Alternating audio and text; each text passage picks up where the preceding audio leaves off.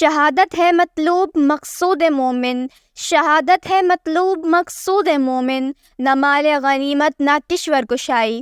صدر عالی وقار، محترم اساتذہ کرام اور میرے عزیز ہم مکتب ساتھیوں، السلام علیکم۔ جناب والا، آج کی اس پروقار تقریر میں جو یوم دفاع پاکستان کے حوالے سے منعقد پذیر ہے، مجھے لب کشائی کی سعادت مل رہی ہے۔ 6 ستمبر 1965 جناب والا، یہ وہ دن تھا کہ جب ایک گیدڑ نے شیر کے پنجرے میں ہاتھ ڈالنے کی کوشش کی تھی۔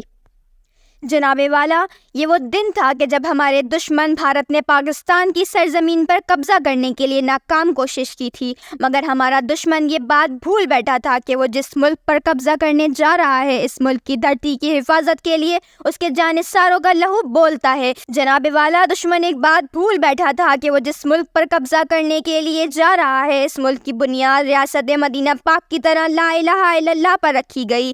جناب والا، اگر ہم تاریخ کے اوراق پلٹ کر دیکھیں تو ایسی کئی لاتعداد مثالیں ملتی ہیں جو یہ ثابت کرتی ہیں کہ فتح لہو مانگتی ہے، اور یہ لہو ہی ہے جس کی وجہ سے تاریخ اپنا رخ بدلتی ہے۔ جناب والا، جب 1965 کی جنگ میں پاکستانی افواج نے اپنے سینوں پر بم باندھ کر چوندہ کے مقام پر ٹینکوں کا قبرستان قائم کیا تو انہوں نے یہ ثابت کیا کہ لہو بولتا ہے۔ جب پاک فضائیہ شہباز MM عالم نے دشمن کے 5 طیاروں کو 1 منٹ میں گرایا تو اس نے یہ ثابت کیا کہ لہو بولتا ہے۔ لیکن سامعین، آج کے اس برسر اقتدار کے لوگ اس بات سے ناآشنا ہیں کہ لہو جان دینے کی نوید بھی سناتا ہے اور ضرورت پڑنے پر بولتا بھی ہے۔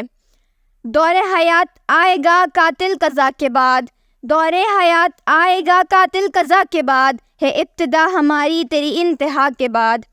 سامعین، اس طرح جب برما میں چھوٹے معصوم بچوں کو زندہ جلایا جاتا ہے تو دشمن ایک بات بھول جاتا ہے کہ لہو بولتا بھی ہے۔ جب فلسطین میں نوجوانوں پر زہریلی گیس پھینکی جاتی ہے تو قاتل ایک بات بھول جاتا ہے کہ لہو بولتا بھی ہے۔ جب کشمیریوں پر گولیاں برسائی جاتی ہیں تو قاتل ایک بات بھول جاتا ہے کہ لہو بولتا بھی ہے۔ قاتل میرا نشان مٹانے پہ ہے بضد، قاتل میرا نشان مٹانے پر ہے بضد، میں بھی ثنا کی نوک پہ سر چھوڑ جاؤں گا۔ لشکر کریں گے میری دلیری کے تذکرے، لشکر کریں گے میری دلیری کے تذکرے، مر کر بھی زندگی کی خبر چھوڑ جاؤں گا۔ شکریہ۔